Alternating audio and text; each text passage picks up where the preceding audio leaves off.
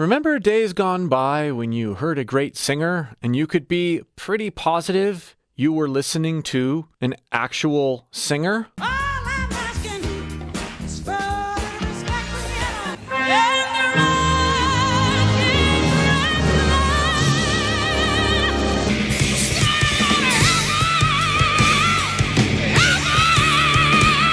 Or what about auto-tune and tools like them were being snuck in for the very first time to performances that were supposed to pass as organic or all done by the artist?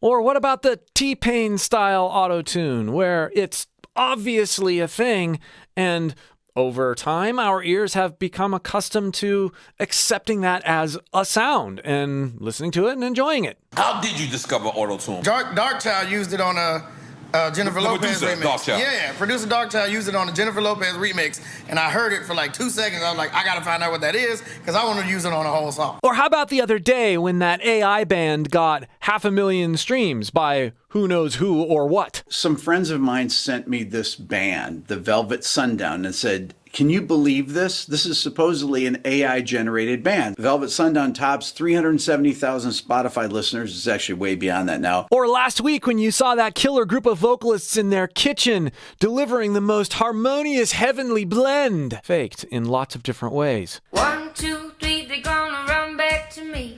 Climbing over mountains and sailing overseas.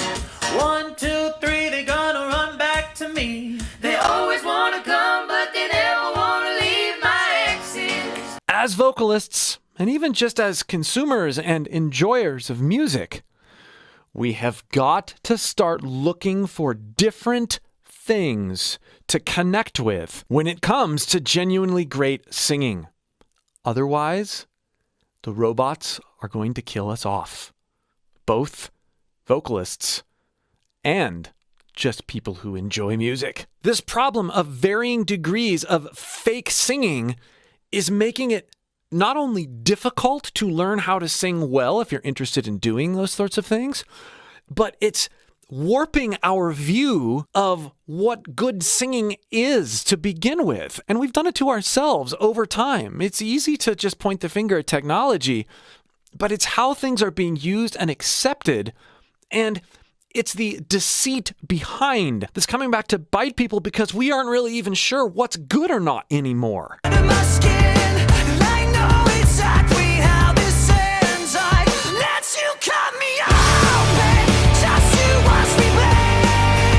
Intermittent cracks, little tiny pitch discrepancies, the wallowing sound, the pain sound. This is AI Chester. I didn't quite reach that note.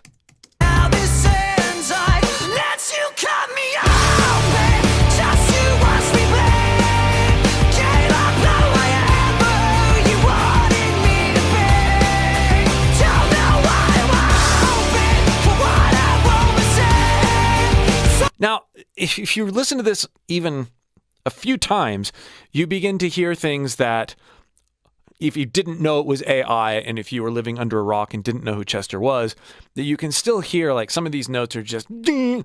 However, there are real performed vocalists that ratchet their voice down with autotune in certain ways, and so you'd get that same effect. So it's really, really difficult. And this tugs at my heartstrings a little bit. Yeah, this AI bot has a bit more propensity to do things like Emily Armstrong, even though there's tonality similarities with Chester Bennington. And so it still sounds off to someone who's really in to Chester Bennington. But just the fact that it sounds so close to him in certain parts makes me go, oh, I miss Chester. Like, it is connecting with me emotionally. But it's not just because it's a robot imitating someone. It's because of the person who was Chester. That's what I long for. That's what I long to connect with. And it's reminding me that I can't. That's the only reason that this is having an impact on me at all because it's reminding me of something real. In this part, as if Chester's saying it sort of the way that Emily sings it.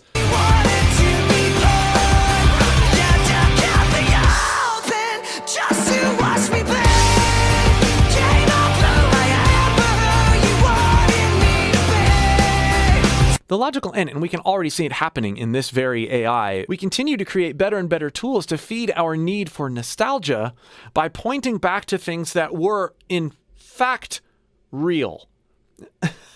So we're trying to remanufacture something to get the feelings that we had when we actually connected. But we have to ask ourselves, what is it that caused us to connect in the first place? It's being okay with our own vulnerability and relating to someone else's vulnerability, realism, pain, stage of life. Yeah, done in a masterful way, but not done in a whitewashed, perfect way. I miss missing that. I numb myself to close the gap. I never even call them up. The distance is my plaster cast. The truth is that the day you jump, my childhood jumped too. But I still can't find that angle. All I find is missing you, man. I miss you. With all my rhymes, I picture running 5 minutes quicker, I'm right on time. I picture pulling you back over the edge and then we're crying and holding you, my brother, and telling you that it's fine. Not the way that it worked, cause I was late like a jerk. There's not a day where I could find a way to break from the hurt. Your body missing, so we never got to wave to the hearse. I hope you're listening, I love you, man, I miss you absurd. Fuck.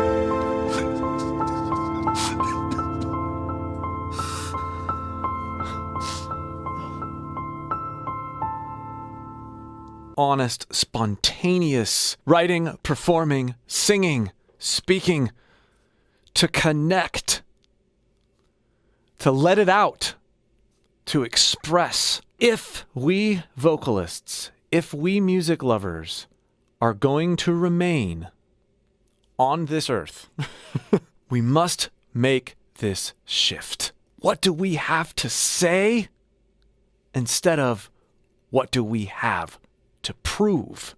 The robots can already do it all, and they can help us fake anything we want to fake to look as good as we want to look. And you know what? It's lying, and it ultimately will not have the staying power that genuine artistic expressions that reach into our hearts and go, I'm right there with you. If you would like help learning to connect with your voice as genuine expression of who you are and get really genuinely good in the process, click the link below in the pinned comment or video description and join my free course. I will help you discover things in your voice you never thought possible and ways of communicating with it that you never knew were there. To check out my breakdown of that masterful Wren song, try this video.